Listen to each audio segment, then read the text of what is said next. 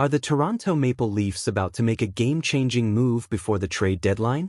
With whispers of desperation circulating around the league, it's time to dive into the latest trade scenarios that could reshape our roster. One name that's been buzzing is a key player from a rival team whose contract status has left their GM in a tough spot. Stick around, because you won't want to miss what this could mean for the Leafs' playoff push. Don't forget to subscribe and hit that like button to stay in the loop on all things Leafs. As trade rumors are heating up, and as a passionate Toronto Maple Leafs fan, I can't help but feel a mix of excitement and anxiety about what lies ahead for our team. With the NHL trade deadline fast approaching, GM Brad Treliving has a unique opportunity to improve our roster, especially considering the favorable salary cap situation we find ourselves in. But who should he be calling? Let's start with Sam Bennett from the Florida Panthers. It's quite surprising to hear that the Panthers might be open to trading one of their top scorers. Bennett has been a consistent contributor with 13 goals and 26 points this season. The situation is precarious for Florida, as they risk losing him for nothing if they can't nail down a contract extension. This could be a golden opportunity for the Leafs. Imagine Bennett bringing his grit and skill to our lineup. But of course, it wouldn't come cheap. Toronto would need to offer something of value, but if the Panthers are genuinely concerned about losing Bennett, we might have the upper hand in negotiations. Then we have the New York Rangers. After their recent blockbuster trade involving Jacob Trouba, there's been some turmoil within the team. Mika Zibanejad has reportedly been feeling the pressure, and if he doesn't step up in the playoffs, the Rangers might be looking to shake things up. Could the Leafs swoop in and secure a player who can rise to the occasion? As a fan, I can't help but think this might be the perfect time for Treliving to make a move that could elevate our chances. And let's not forget about the Nashville Predators. They've been in a bit of a tailspin, and it's clear that some of their players are unhappy. With comments from Steven Stamkos and Jonathan Marchessault about the team's effort and communication, it raises questions about how long this can continue before GM Barry Trotz makes a drastic move. If the Predators are willing to offload players like Philip Tomasino for a low return, should the Leafs take a shot? It's a risky proposition, but sometimes those are the moves that pay off big time. Finally, the Ottawa Senators are generating buzz as they explore potential trades. With big names like Josh Norris and Thomas Chabot possibly on the block, it's a situation worth investigating. The Senators are desperate for a playoff push, which could lead them to make some substantial moves. If Treliving can identify a player that fits our needs, this could be a match made in heaven. But again, we have to weigh what we're willing to give up.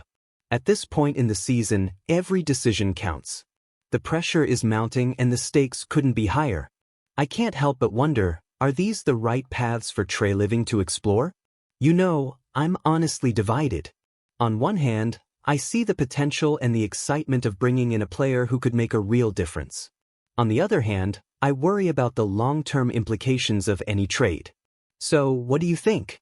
Is Treliving making the right calls, or do you believe he should take a different approach? I want to hear your thoughts in the comments below. Share your expectations and frustrations. Let's get a conversation going. It should be performing at an elite level.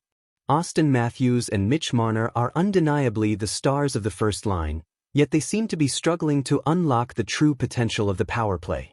This situation has left fans and analysts questioning whether there's something in their partnership that's holding the team back. Recently, on an episode of Real Kuiper and Bourne, Nick Kypreos, Justin Bourne, and Sam McKee dissected the challenges the Maple Leafs are facing since Matthews returned from injury. Historically, their power play has been one of the most potent in the NHL, but the dynamics have shifted. The panel pointed out some significant issues with the current setup. One of the main concerns is the over-reliance on Matthews. When Matthews is on the ice, the power play tends to become predictable. McKee noted that his teammates seem overly focused on getting him the puck, which allows opposing defenders to anticipate their moves. Kypreos added that Matthews' notorious beaver tail, where he taps his stick on the ice to demand the puck, only amplifies the problem. While Matthews is eager to make an impact, this signals his intentions too clearly and pressures his teammates to feed him the puck, even when other options might be more effective. Bourne suggested that disguising their strategies and moving the puck more effectively could prevent defenses from honing in on Matthews. Then there's the chemistry between Matthews and Marner. While their connection is formidable, the panel discussed how it could unintentionally disrupt the flow for other players.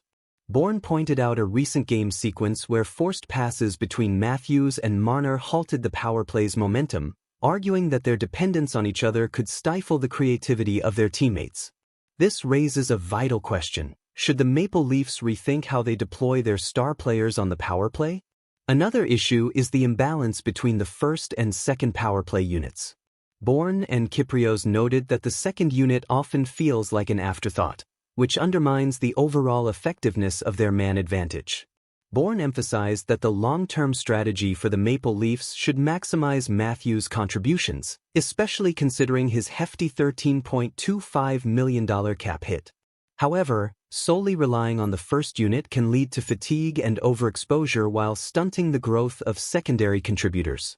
Bourne proposed that giving the second unit more opportunities to build confidence, even if it means the first unit spends less time on the ice, could relieve some pressure off Matthews and create a more balanced attack.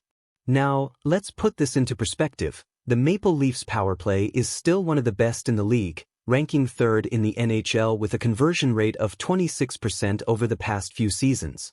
But the struggles this year with Matthews back in the lineup indicate that adjustments are necessary.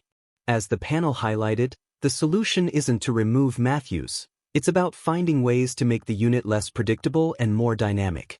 Whether that means spreading the puck around more effectively, adjusting player roles, or giving the second unit a more significant role, the Maple Leafs need to adapt to regain their lethal edge.